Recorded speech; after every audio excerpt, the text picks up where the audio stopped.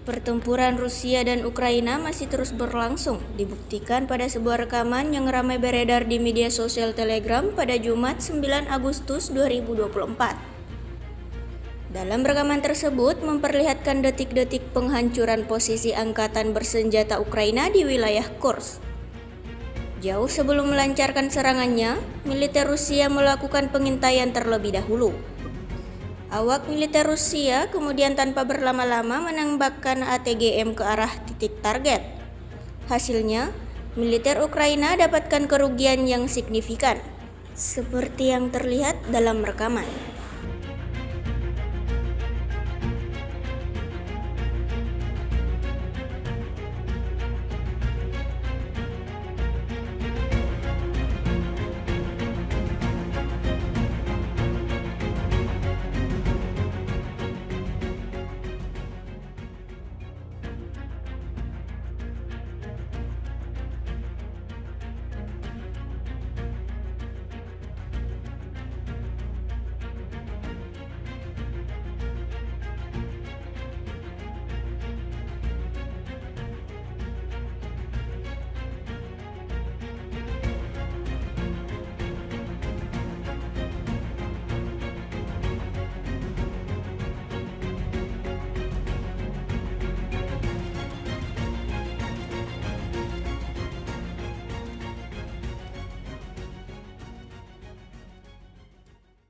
Download Tribun X sekarang, menghadirkan lokal menjadi Indonesia.